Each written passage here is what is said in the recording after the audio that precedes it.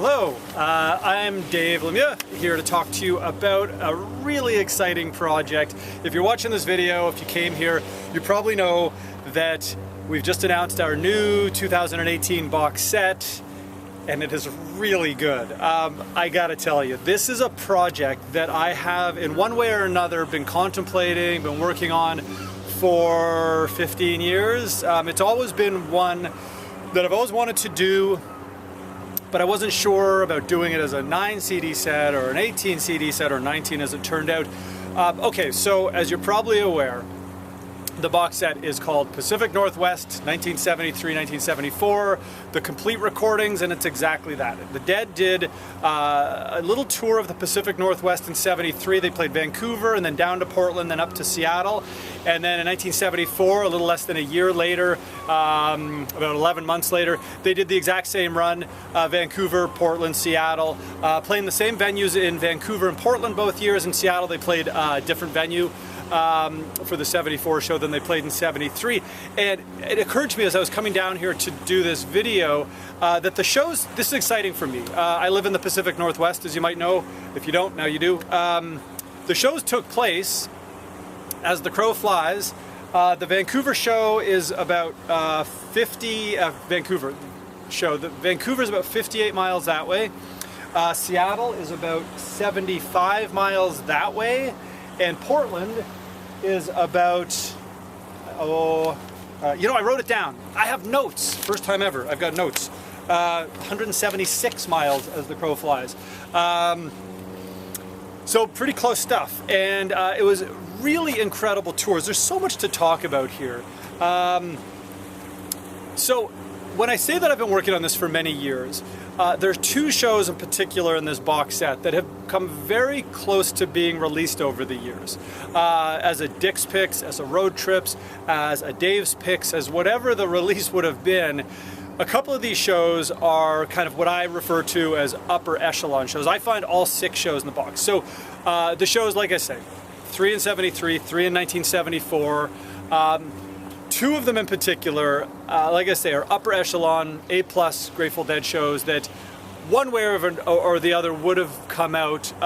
But every time I get close to kind of pulling the trigger on releasing one of those 2 shows, I held off in the hopes that we'd do it as a box set because the other 4 shows are really good. Like, they're incredible Grateful Dead shows. Each one has something extremely special to offer. But like I say, 2 in particular are really kind of canonical Grateful Dead shows. Kind of the cornerstone of our tape collections going back when I was tape trading 35 years ago. And those shows, as you might be kind of noticing, are Vancouver on June 22nd, 1973, and from 11 months later in Portland, Oregon at Memorial Coliseum on May 19th, 1974 with the Wall of Sound. Those 2 shows are extremely special. Now, the Portland and the Seattle '73 shows are both really great shows too, very unique from one another. Likewise, in '74, the Vancouver '74 show and the Seattle '74 show, again, that's Wall of Sound material that's kind of on both sides of that Portland show. And we all know the Portland show. I mean, maybe not. If you don't, you're in for a real treat if you've never heard the Portland show. Some of the most inspired playing ever. I was talking to a buddy about this the other day. The jam that comes out of Truckin' in the Portland show in 1974 is truly, in my opinion, one of the most inspired bits of improvisational genius, gold that the Grateful Dead ever did. And there's quite a few of those in 1974, but this one is certainly top 3 from 1974, which is kind of really up there with some of the best improvisational music the Dead ever did. That's the Portland '74 show. And the Vancouver '73 has a lot to recommend. It's got, in many people's opinion, maybe mine too, one of the greatest versions of Birdsong ever played, one of the greatest versions of Here Comes Sunshine, and a second set jam focused on He's Gone and Truckin', and this incredible jam out of Truckin' that goes on, and then goes into the other one, into Wharf Rat, and there's a bass solo in there that, again, in my opinion, is one of the most inspired and perfectly played fill bass solos that you're ever going to hear, and the way Jerry comes in at the end of it. So the reason that this project took so long to come out, or at least any of these shows, is because every time we got close to the Vancouver show or the Portland 74 show, or even some of the other shows got considered. The Portland 73 has been considered for release, the Seattle 74. We always held out in the hopes of doing this as a box set, and are we ever glad we did? Because what it turned into is a 19 CD. It was originally supposed to be 18 CDs, but the Vancouver show is too long. The Vancouver 73 show is too long. So Vancouver 73, the first show in the box set, is 4 CDs, and then the rest are all 3 CDs. Okay, a few things I just want to kind of get out of the way.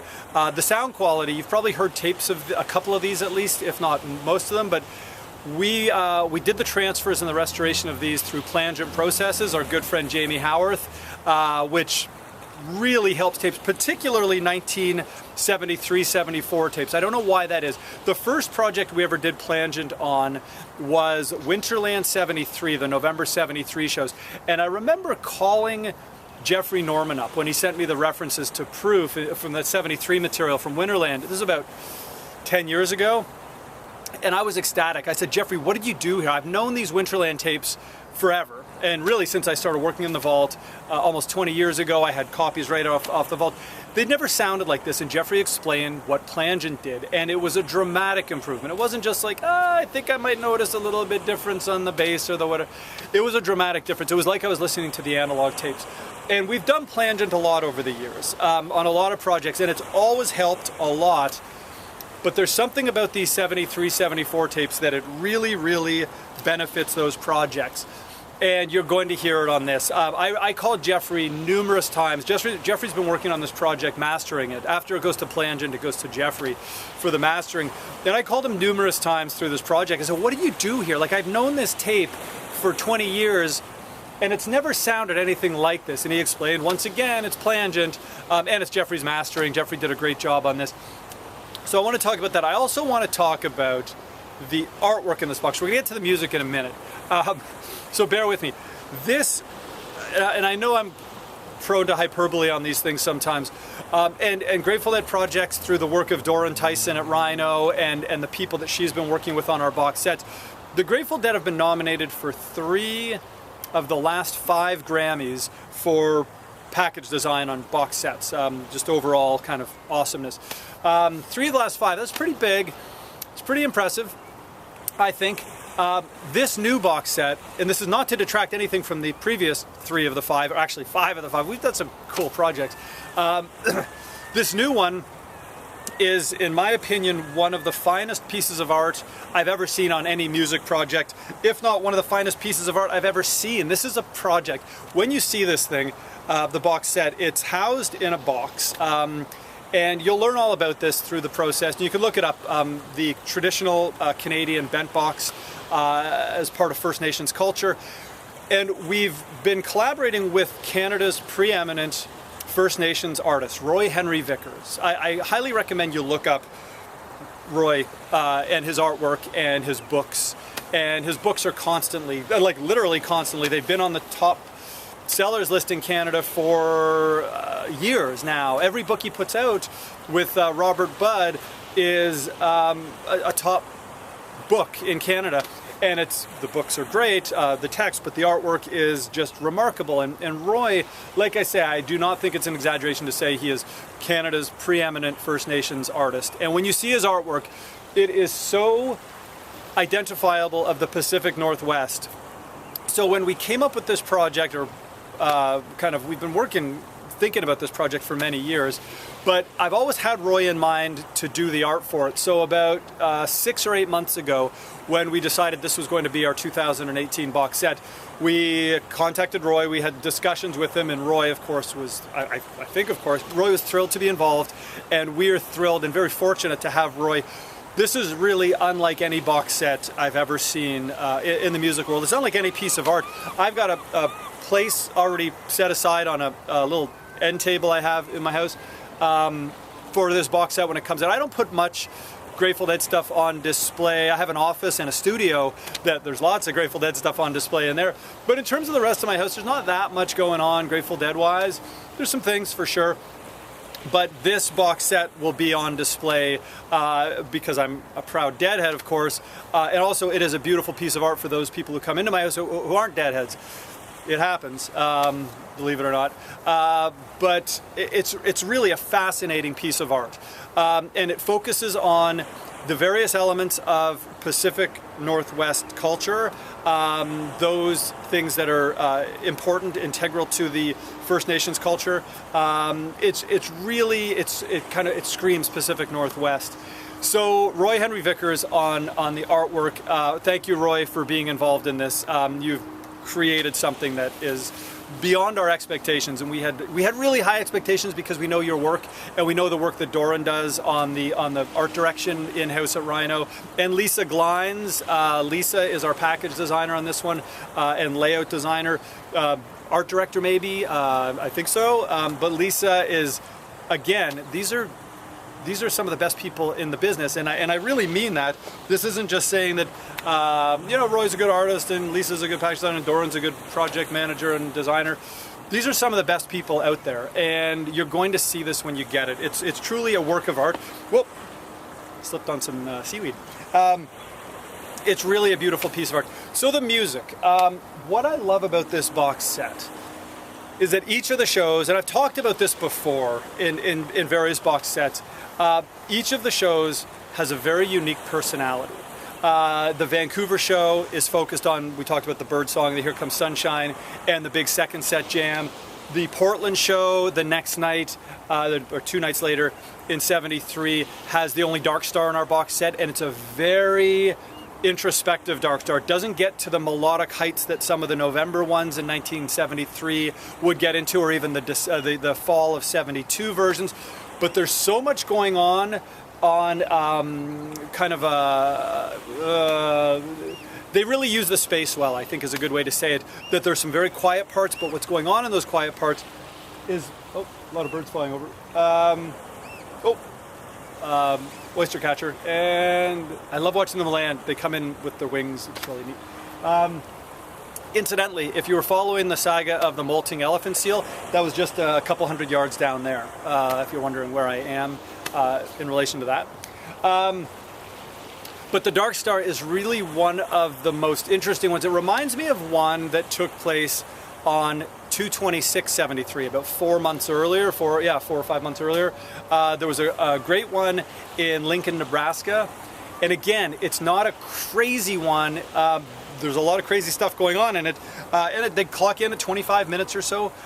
But it's really an interesting Dark Star. It's the kind of one that you want to kind of get your head a little closer to the speakers and just check out what's going on. It's not a passive Dark Star. You don't just kind of put it on, go about your business, and then it'll get into this high melodic points and go crazy, and you'll kind of listen to that.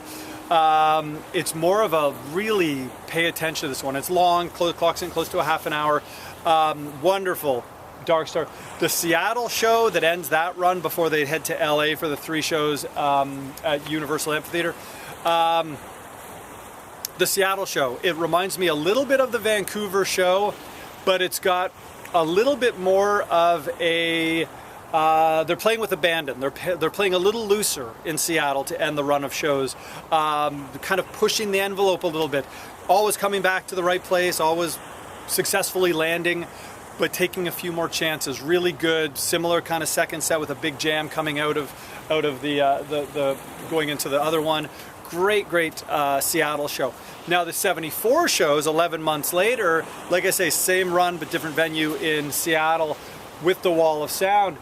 Same kind of thing. It's interesting because the Vancouver show doesn't have an other one or a Dark Star as a second set jam, but it's got this tremendous truckin' jam with this really wonderful Nobody's Fault But Mine. There's an unbelievable Eyes of the World at the Vancouver show, one of my favorite Eyes of the World. It's really tight, it's really focused, every part of it is precision. And the jam at the end, the big Eyes of the World jam in '74, And Phil solo is really some of the best I've ever heard. Just really wonderful stuff. Portland 74, I don't want to say it goes without saying because I do want to say a lot about it. It's truly one of the best shows of 1974, and that's saying a heck of a lot. I even say one of the best of 73 and 74, which is saying a lot. The jam out of Truckin', again, there's no other one, there's no Dark Star, but there's about a 10-minute Truckin', and that's followed by a 10-minute jam coming out of Truckin' before they kick into this. And just the transitions into Not Fade Away, into Going Down the Road Feeling Bad, into One More Saturday Night. Every transition is precision. And a special shout out on the Portland show, well, to all of them, but to Billy. And he's leading the charge at times. The big jam that comes out of Truckin', Jerry's on fire, Bobby's doing some great stuff, Keith is just holding it down, doing some incredible runs, Phil is just a monster at these shows, but Billy at this one is really great. And I want to say something about Billy at the Seattle show that ends this run of our box set. But Billy just keeps, every time they kind of, and they never kind of wind it down, but every time they kind of slow it down a little bit and maybe decide where they're going, Billy's the one leading the charge. And then Not Fade Away, Going Down the Road Feeling Bad, one of the best versions I've ever heard. And then One More Saturday Night, appropriately ending it with such a big rock and roll number, with then an encore, I think, US Blues. And then the Seattle show. Now, Seattle's a really interesting one because they tried this a couple times in 1972, where the second set jam, rather than being the other one, rather than being Dark Star, in 74 they'd occasionally use Weather Report Suite as the launching pad for a big jam. But in 72, they tried this a couple times on the fall tour, where the second set jam was playing in the band, a half hour playing in the band. There were a couple of those. And they did this again in Seattle, where rather than doing a big, huge Truckin' jam with an other one, maybe, or a Nobody's Fault But Mine jam, or some kind of thematic theme, the way they did it in Vancouver 74 and Portland 74, in Seattle they decided to open the second set with a playing in the band that is, here's a little bit of Grateful Dead trivia, it's the longest song the Grateful Dead ever played, this version of Playing in the Band. Now there's a couple of Dark Stars that took place on the Europe 72 tour that rival it, but they were both interrupted by a little drum break, a couple minutes of a little drum solo. This is uninterrupted. So whereas that Dark Star might have been like 15 minutes of Dark Star, half hour Dark Star, whatever it was, and then a couple minutes of drums, and then a few more minutes or half hour, another 20 minutes of Dark Star. This one is a straight through, uninterrupted, 46 and change, 46, 47 minute version of Playing in the Band. And I have heard a couple people say, yeah, it's long, but is it good? It really is good. And the one thing I like about it, I find that all Playing in the Bands from 1973 and 74, they have very unique personalities. Again, I assign this word personalities to them. But what that means is some of them go right off to the springboard, Jerry doing the Tiger. Sometimes it's really jazzy, sometimes it's really spacey, sometimes it goes straight psychedelic, sometimes it goes into a melodic jam, getting way far away from the Playing in the Band jam. This one does that all, and it doesn't do it for a minute here and a minute there. It does full-blown Playing in the Band jams, all of the ones I just mentioned, but strings them together. So you get virtually everything that you would love about any version of Playing in the Band strung together. I remember, you remember the Dark Star album where they strung together the Grateful Dead, where they strung together all of the Dark Stars? I've always kind of thought it would be great to have a Playing in the Band like that. As you might know, I love Playing in the Band. And I've always thought it would be great to have a Playing in the Band like that, where somebody strung together all the, not all, but like great parts of 72 and 73 and 74 versions of Playing in the Band into one continuous hour-long Playing in the Band jam. This does that for me. So, you know, it's interesting. This, to me, is a perfect 45 minutes of Grateful Dead music, the Playing in the Band and the Seattle show. Now, the interesting thing about the Seattle show, there's a lot of other really good music. It's not just about the Playing in the Band. That's what I love about this stuff. All of the first set material, in 73, they were doing Box of Rain, they were doing You Ain't Woman Enough. All those little songs are played really well. The band's really playing tightly. 74, same thing. They've got Scarlet Begonias, which was brand new. Remember, the Wall of Sound was brand new on this tour, the May tour in 74. They debuted it in March of 74 with the One fun show at the Cow Palace. And then this tour, they did Reno on May 12th. They did Missoula on May 14th. That was released as Dave's Picks Volume 9. And then May 17th, 19th, and 21st, the 3 shows we've got here. So all of the first set material, but the bigger jams, the smaller ones. So the Seattle show also has a really wonderful weather report suite, really great weather report suite with a great, one of my favorite versions of China Doll. And China Doll, I've mentioned this before, is one of those songs, I love China Doll, but if it's not played really well, if they're not nailing all the parts to it, if the vocals aren't good, if they're not all completely engaged at that moment in it, it can really drag a set down a little bit. The one from Seattle doesn't do that. It's really one of my favorite versions of China Doll. So there's a lot of really good, there's great Eyes of the World. There's really, no, there's some really good stuff in Seattle, 74. So anyhow, enough about the music. We'll probably put up a lot of listening parties for this. Oh, I also want to talk about, sorry, I didn't mention that. You know, I had notes, look at this. In my Sound of Music paper, with a little moose playing the piano. I love the Sound of Music. So I actually had notes because there was a lot to talk about. And I guess I mentioned them all. Oh yeah, 2 other things about the package. Can't believe I almost forgot them. Photographs, Richie Peckner. If you don't know who Richie Peckner is, you certainly do know Richie's photos. If you've seen a photo of the Wall of Sound, that's Richie. Richie was a photographer. Richie is a photographer. He's still taking great photos. Richie was on the Grateful Dead crew in 74, and he was also a photographer, still is, but was at the time also a photographer. So not only was he working his butt off, as that Wall of Sound would dictate, everybody had to work really hard, he was taking incredible photos of the Wall of Sound during setup, during sound check. In the Vancouver show in 74, he actually took a lot of photos of the band during the gig too, so we've also got a bunch of those. So we've been working with Richie, and we have, he's really dug through his archive and got a lot of photos that you haven't seen. There's the classic Wall of Sound photos from all 3 of our shows in Vancouver and Portland and Seattle 74. But we've got a lot of shots that you've never seen. So thank you, Richie, for really providing some wonderful photos for this, plus all of the archival documents that you've kind of loaned us. Really wonderful stuff. So we've got all of Richie's incredible, as Richie was on the crew, he's got these great archival documents, contracts, riders, notes on the venues, hotel rooming list, the whole bit, really good stuff. So we've got all that stuff from Richie, thank you. And then the liner notes, Nick Merriweather. As you'd expect from Nick Merriweather, the liner notes are deep and well-researched and accurate and informative and insightful and interesting and engaging. So Nick, thank you for writing another great liner note. It's a big one too. You know, Nick doesn't write 1,000 words. Nick writes long pieces, which is why when it comes to doing box sets, we do work with Nick quite a bit. Nick is a great guy.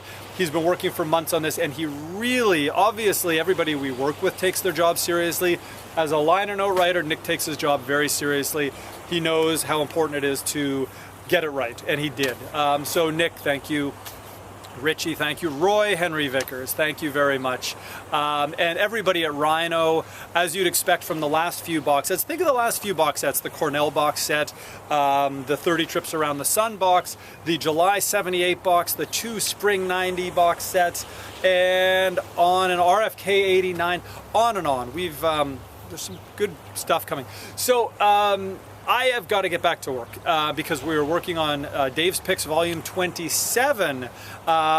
Jeffrey's just finishing that up, so I'm now in the process of proofing that music. So I've got to get back to work and work a little bit on that. That's a really great show, really great one. I'm excited about this one, the Dave's Picks 27, and everything else we've got. So if you've been watching this, I've been going on for a long time. There's a lot to talk about. Very exciting box set, 19 CDs.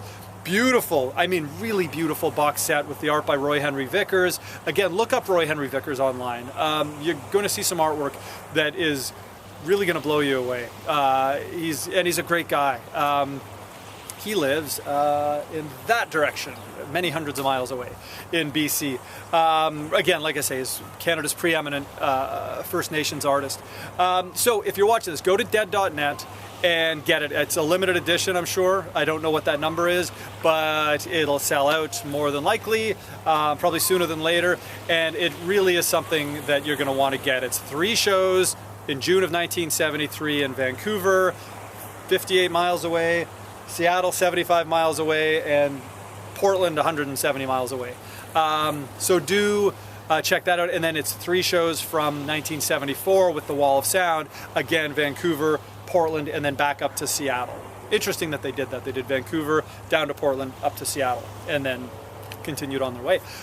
So thank you for listening. And it's really low tide, so there's kind of some waves, but they're way down there. So I kind of got lucky with the weather, but really, I'm really excited about this. This is a box set that's been on my mind for many years. A couple of the shows in particular have almost come out very close, but I've decided every time to save them for this box set, and I'm really glad I did, because they all work together as a 6 CD box of perfection. It's really, really good stuff. I can't wait to see the finished product. I haven't seen it yet. I've seen a lot of design elements. I've heard the music. Jeffrey Norman, Flange and Processes, sounds better than you ever expected that 73, 74 tapes could sound. It's really something special. So thank you for watching and bearing with me this whole time. And I'll be back pretty soon, I think, with a Dave's Picks 27 video. That's a really exciting one too, so stay tuned on that. Thanks for watching.